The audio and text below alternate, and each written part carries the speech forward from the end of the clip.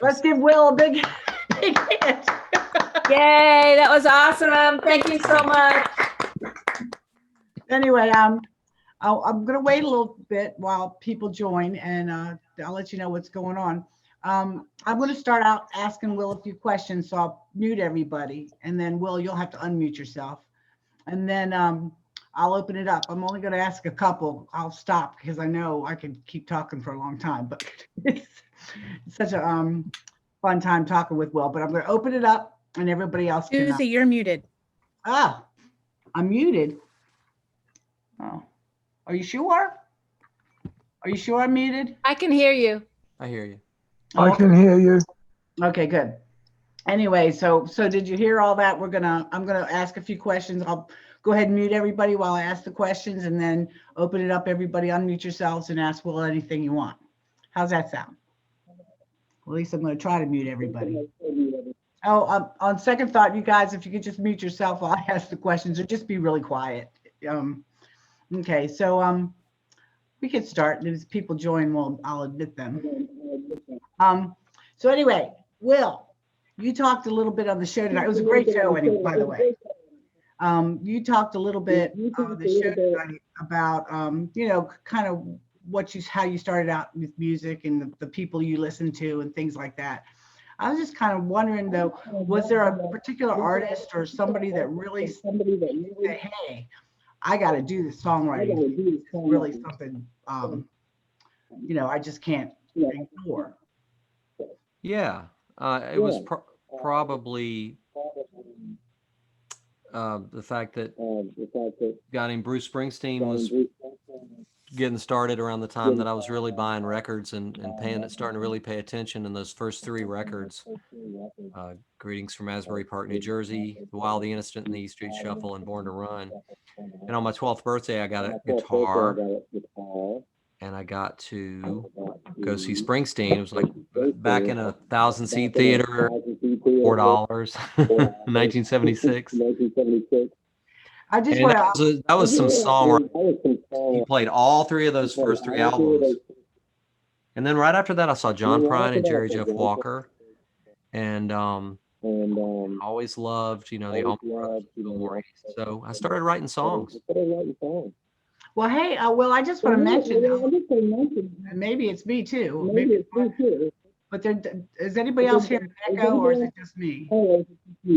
No, I can hear it as well. Yeah, it's a bad echo. Everyone's got to put their thing on mute when they're not talking. Okay, yeah, I think that's what's going to happen.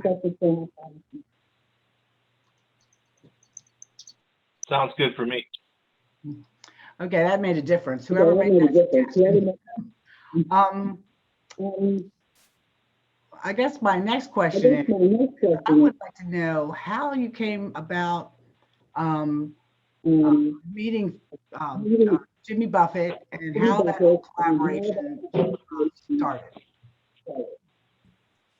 So I was playing with Todd Snyder, and we were playing at Tipitina's in New Orleans, which is like, one of the great music clubs of the world. It's where I saw Professor Longhair and the Neville Brothers, etc. as a kid, because I grew up not far from New Orleans.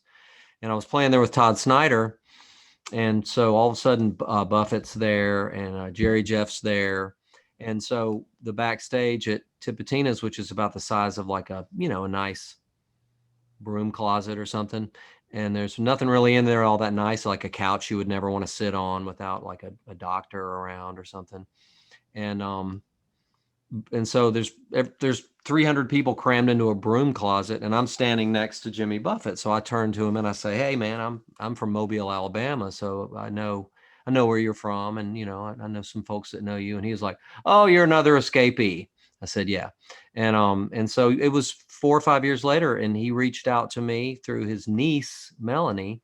And I sent, like FedExed everything I had to him, because she said, "My uncle's asking about you. And when he's thinking about somebody, you never know, things happen." And so I mailed him stuff. And a few months later, I got the call, Mr. Buffett would like to record one of your songs or two of your songs. And could you come play on the album?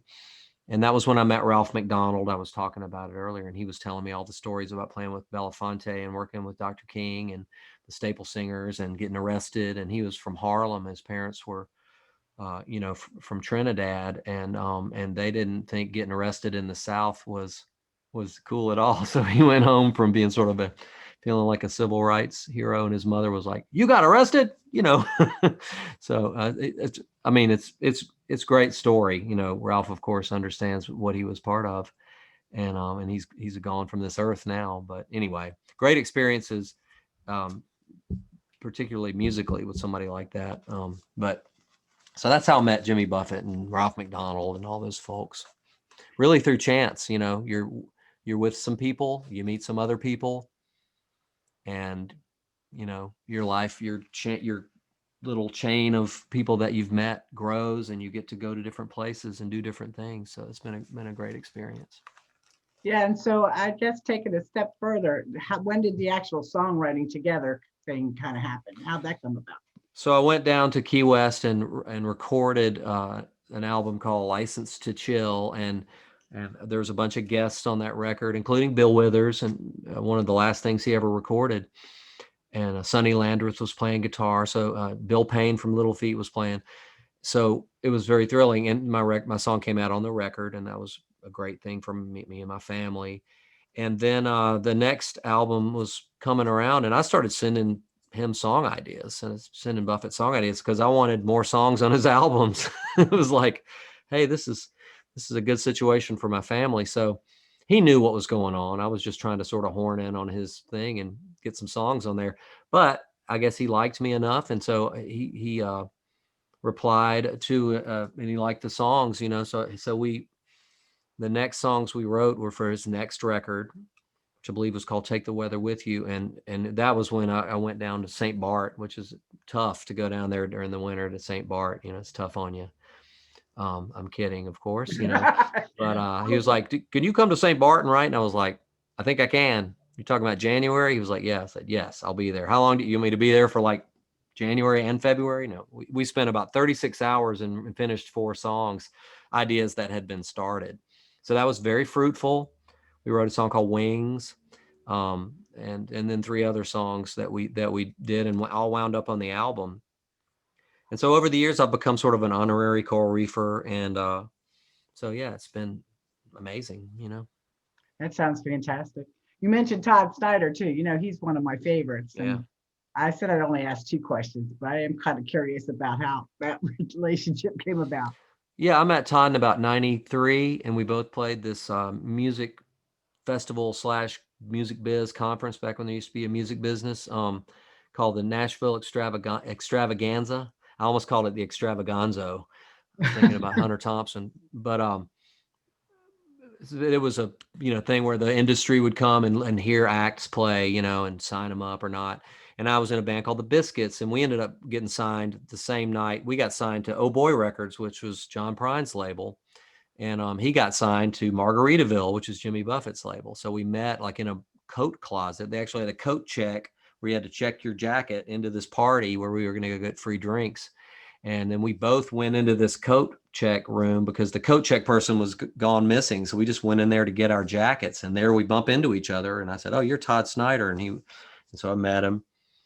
And then about a year later, I got the call to, maybe come play guitar for Todd. So I drove over to Memphis, and I had learned all his songs on his first album, a wonderful record called Songs for the Daily Planet. And I had a Maxell 90-minute cassette. It was shaped like this. And it had all his songs on it, and I learned them, and I drove over to Memphis, and it turned out I was the only guy there.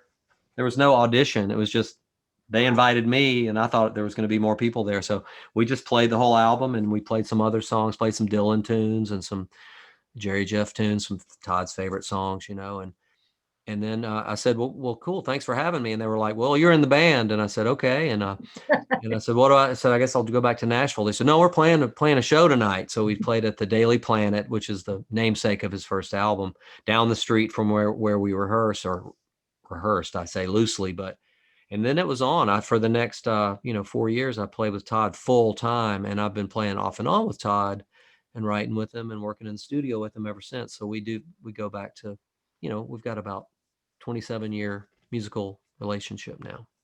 That's awesome. It is like one great big family neighborhood type. Oh yeah. situation. Yeah, my Well, across the street neighbor was David Olney, and he passed away, oh a yes. year David ago, Olney. roughly. So we all, I mean, and there is I mean, this is literally my neighborhood, and Buddy Miller lives over there. Emmy Lou lives that way. Prine lives over there. Lived over there. God, Lord, I miss John Prine. I keep thinking he's still here.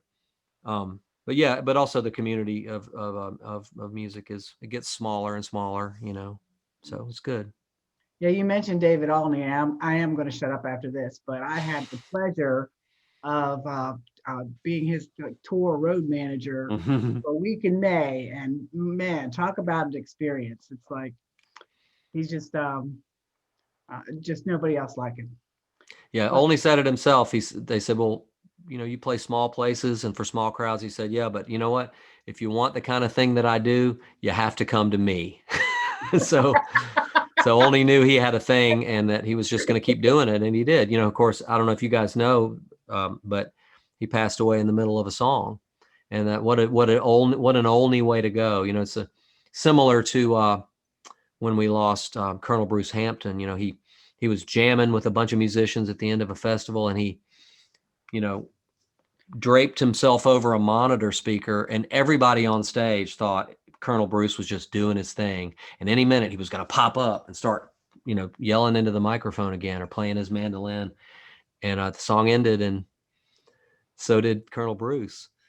But you got to smile at that. You got to smile because they gave us a lot, and we're still talking about them.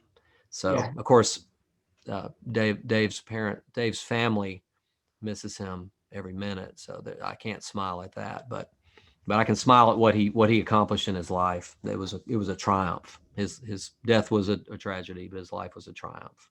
Most definitely. But I kind of think that he left the way he kind of wanted to on stage. So, yeah. He was something else. Had his boots on. With his boots on. Okay, so I'm going to give it up. Ted's here, so I won't ask the question that Ted. He Hey, wants Will, to how ask. you doing? How are you? Good. Thank you so much for doing this for us. Oh man, it's my pleasure. Can't wait to see you in the flesh. You too.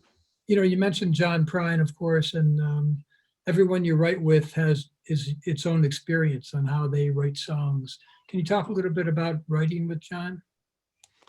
Well, man, I never got to write with John. Yeah, I never got to write with John. I mean, I know folks who did, and he didn't co-write that much. Right. But I can talk about writing with Todd or writing with Jimmy Buffett, and about co-writing in general. I would say that it's good to come in with an idea, but also an open mind and be ready to throw your idea away. And the best co-writing is when there's mutual respect and there's openness, and anything goes. And a good example for me is most recently on this latest Buffett record, I wrote with Mac McAnally and with Jimmy, and they're both they're both veteran writers. They've been writing for 50, 60 years. And because of everyone's schedule, it was right around Christmas time, and he decided it was time to pick the songs, and we started writing, and we wrote any way we could. I received a PDF from Buffett that was photographs and drawings and handwritten stuff. I thought it was lyrics, but it was just a storyboard for a song. And he said, I've got to go see this doctor right now, but I've got this idea, and I just want to give it to you, and you do whatever you think, and then I'll come back and do whatever I think, and we'll meet in the middle and figure it out. So I wrote this whole song, and that was a fun thing to have a storyboard, and I'd never had that before. And then I wrote a song with Mac over the phone because we were both in two different places. But we wanted to write, we had the idea and we wanted to jump on it. So I took like a 2 or 3 hour walk with my phone, and we sang back and forth and texted each other lyrics. And then when we both got home, we sat down with guitars and sent each other the thing. So there's nothing like sitting down with someone, of course, in person, and spending as long as you need and drinking coffee or beer, wine, whatever you want, taking a walk, hanging out for days and writing. But if you don't have that, being open to however it might work And that's what happened this time. So then when we got to the studio, we were still tweaking little individual words of lyrics and how they might be phrased and whether there might be a thee or an a or a we at the beginning of lines. And we were having so much fun because everyone felt like they could say, hey, I think this. And if someone said, no, not that, everybody went, okay, what about this? It was just continuing flow of ideas and then openness to have them shot down or used. Nobody's egos were like fragile. So that's where it's really fun. And sometimes it bogs down. And I will say this, and I know I'm talking a lot. I guess that's what I'm supposed to do. But with songwriting with soldiers, that's where I have to listen for the story, for the song in someone else's story. And that has been a mind-blowing, heart-opening thing because you're just keeping someone talking who really doesn't even know you and may not have told you the story like a day or two before, were it not for the counselors who are also usually veterans or first responders who've been through the same program, and they're trusted. And once someone knows that I'm listening and not judging, and then writing things down and saying back what someone just said to me to sort of show that I'm listening when I am anyway. But then there's a song that comes out of that. And I think that is rewarding for everyone. So it's my Interesting. co-writing I have one spiel. more question for Yeah. you. Talking about Springsteen and his first 3 records. And it's funny, a couple of weeks ago, I just revisited all 3 of those and realized, how he's changed over the years. But those are really his romantic years. Every song is so romantic, everything. Yeah. Do you consider yourself a romantic writer, or what kind of writer do you consider yourself? I don't think I am. I think I'm sort of suspect of like too much sentimentality, but I wish I had more of that. But I know, I definitely grew up loving those Springsteen records, and I think he had been listening to Van Morrison and Dylan and was being like using every cool sounding word he could use and cramming them all together. And but I do get like, okay, I'll say this. When I wrote some of those songs for Willie Sugar Caps, that I wrote a group of songs about my childhood a few years ago and about where I'm from. And they were pretty romantic. Yeah. I wrote a song about a river that we played in, and I wrote a song about growing up on the bay and being in that water and running around free at night for the first time, maybe at 10 years old, where they let you sleep out on the porch, and then you hear the adults snoring and get back in the water and try to be quiet and swim at 2 a.m. And so that's pretty romantic. So yeah, I'd say I've sort of mined that vein recently, and you do kind of romanticize that time, but how can you not romanticize a childhood if it was happy and lucky, So yeah. So yes and no. Well, if anybody else wants to ask some questions, I know Bill, I think you sent me one, but everybody, feel free to. Hey, well, let me ask one question. Faye, is it your birthday? Oh, happy birthday to you. Happy birthday to you. Happy birthday, Faye Brown. Happy birthday to you. I've known Faye for many years, so we go back to the Todd Snider era. So I love saying to people, oh, Todd Snider, when they mention him, I got to check that guy out and hear what I hear back. Or telling people at a concert, like, how like at the Ram's Head or at the Birchmere, you're at a table with other people you don't know and saying, is this good? I've never seen him before. I love that to me once, Faye. I did. You're a spy in the house of Todd. I just love to see people get so animated and say, oh my God. Yeah. Yeah. So I'll tell another quick little story that about a year ago, about almost not quite 3 years ago, I met this guy online who said he picked my profile on the online dating site because I said that I liked John Prine and the Birchmere in my profile. And so like he told me that on our first date, and then he said, but I never heard of this Todd Snider. So he looked him up and he said, oh yeah, that guy, he sounds like Townes Van Zandt. So I was like, he knows who Townes Van Zandt is? Like, this might work out. And then about a year later, I took him to see Will in concert, and he was so quiet through the whole thing. And I said, are you having fun? And he said, this is the greatest musical experience of my life. I love And that's when I knew that we would get married. And we got married. And we keep trying to figure out. So we got married during COVID. And one thing that we really want to do whenever we schedule a wedding party, I guess by now we're coming up on a year, but we still haven't been able to plan anything that people could travel to. right. That we both keep talking about. We want a Will Kimbrough concert to be part of our weekend, and how, like, once we figure out a date and stuff, that I've already talked to Will about it, but that's what we want part of our weekend to be. I love We it. have the place for you. It's called the Mansion on O Street. That's right. Yeah. Well, I live right down the street. Oh, that's cool. Yeah. We are open. Happy love that birthday, story. Jay. Thanks for joining. It's nice Thanks. to see your face. Thank you. It's good to see you too, Susie. It's been a long time. I know. So does anybody else have any questions you want to talk about with Will? Now's a good time. Bill, unmute yourself. Oh, I just saw that you were talking. There you go. You're right. I was muted. Hi, Suze. Hi, Will. Hey, Happy Bill. birthday, Faith. I'll make my question a two-part question. Give everybody else a chance. I want to say how much I'm enjoying the Biscuits reissue. It's phenomenal. I worked at a record store in the early '90s. I mean, I knew about the Plimsolls, the Beef Farmers, a lot of bands like that, but I missed you guys. I don't know how that happened. I mean, I knew about Boy Records. So discovering that now, it's been wonderful. And I just want to thank you for reissuing that, and hope that, you and those guys do some shows on it. Yeah. That's possible. Yeah. It's a two-part question.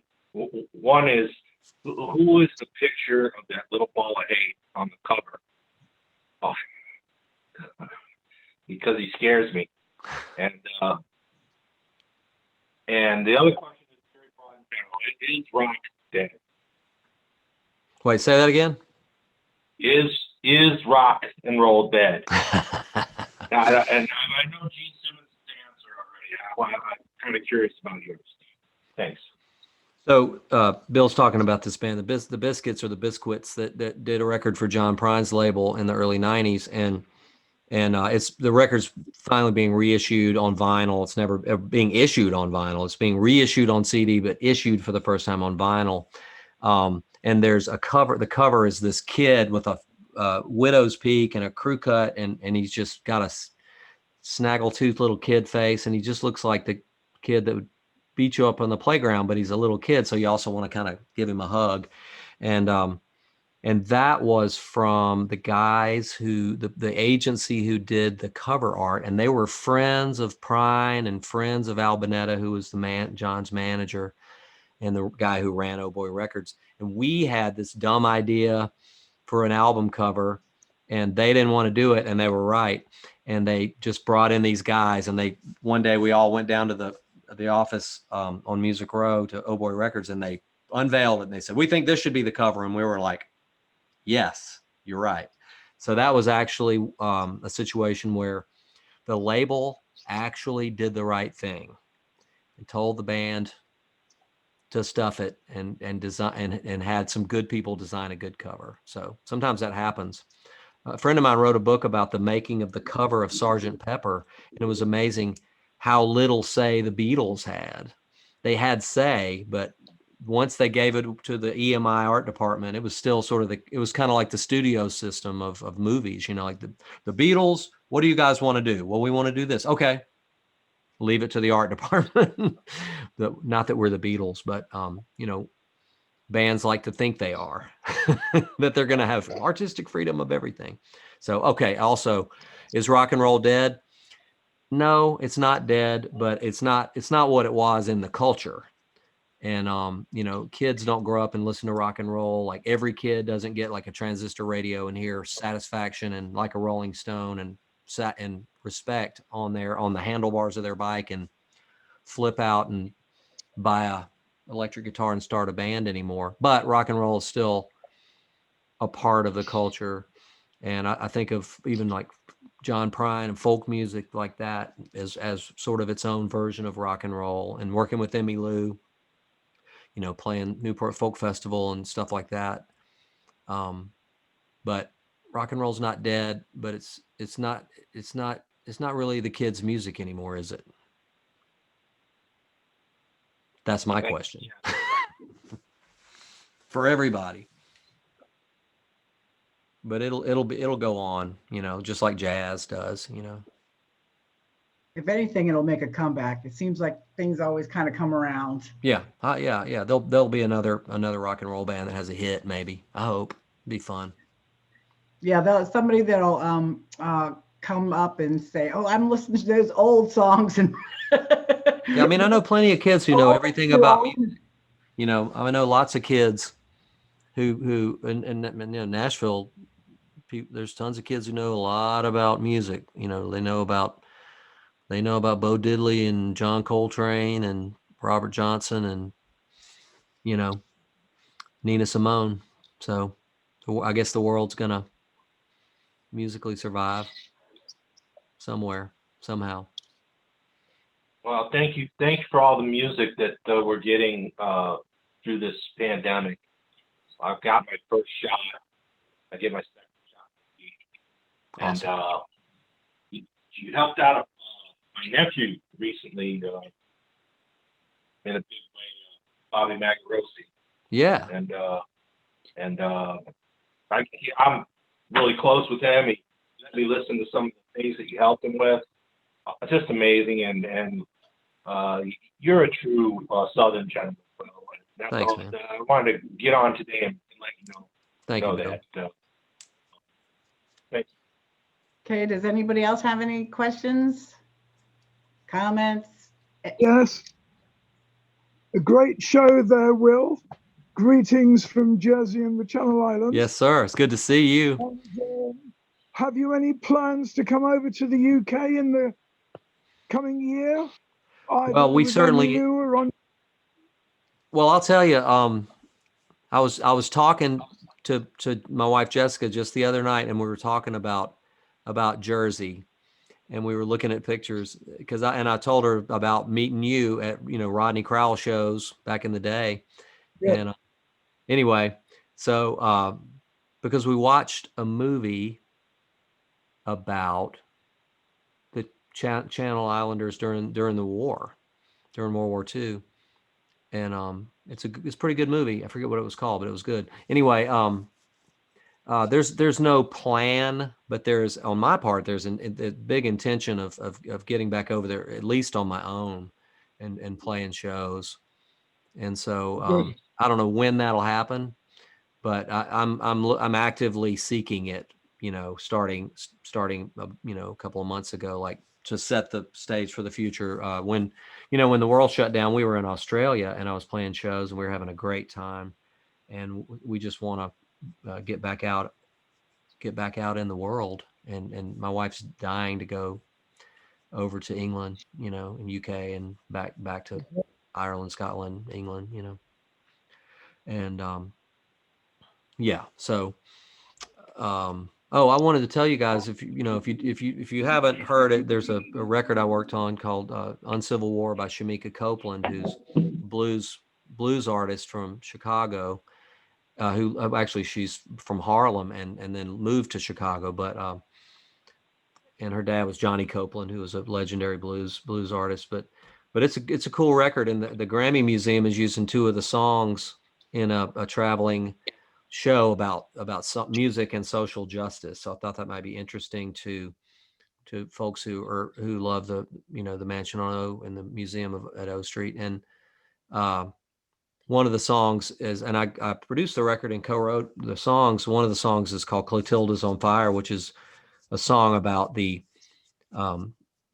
last ship bringing in enslaved Africans to the United States, and that happened in 1859 or 60 in my hometown, and the ship was recently found in Mobile Bay, and so and the other song is called "Walk Until I Ride," which is sounds sort of like a staple singer song from the civil rights era, but it's actually a contemporary gospel song about like transportation inequality growing up in Harlem, where the cabs wouldn't come to their neighborhood and take somebody to the hospital. And this happened to Shamika's mom and her baby brother. But anyway, those songs are in the Grammy Museum, and they're going down to Mississippi first. And so that's fun for us and we're really proud of that record. So anyway, I just wanted to say thank you guys for having me. And I enjoyed it, and I enjoyed talking. And I hope everybody's well. I hope you get your shots and stay healthy, and we can all be together some way, shape, or form soon. That's everybody's dream, right? We've encountered more isolation than we've known, and yeah. So Thank you, Will, for joining again. Thanks for this. This is a great discussion. I do have to ask the one question that Ted did not ask. What is your favorite Beatles song? What Beatle record had the most influence on you? Oh, sorry, I messed it up, Ted. This may be the answer that everybody goes to, but my sister had those 2 double albums, the red one and the blue one. Since I was born in 1964, I didn't see the Beatles on Ed Sullivan. I missed it. By the time I was 7 years old, there were no more Beatles. My sister had those records, so I heard all those singles, the 62 to 66, 67 to 70. And now, I mean, God, pick a day. Some days you just want to hear Meet the Beatles and just hear that just pure joy of 2-minute songs. Sometimes you want to hear the White Album and hear rock star / creative geniuses indulging their every whim. And but I would have to say that Revolver is probably the one right there in the middle that sort of encapsulates everything I love about the Beatles. But if you put a Beatles record on, I'll sit there and listen to it, any of them. That's so true. Okay, so thanks again. I'm speaking for Ted and H, but I'm sure they can't wait for you to come and actually stay at the mansion, and Me too. do something live. Yeah. But thanks everybody for joining, and have a great night. Yeah, you guys have a good one. Take care of yourselves. Thanks, Thank you. Will, so much. Your green room talk was just spectacular. Your concert was great, and we bring your whole family. All right, we will. We will do it. Stay a while. All right. Yes. See you guys. Take care. Take Peace. care. Bye.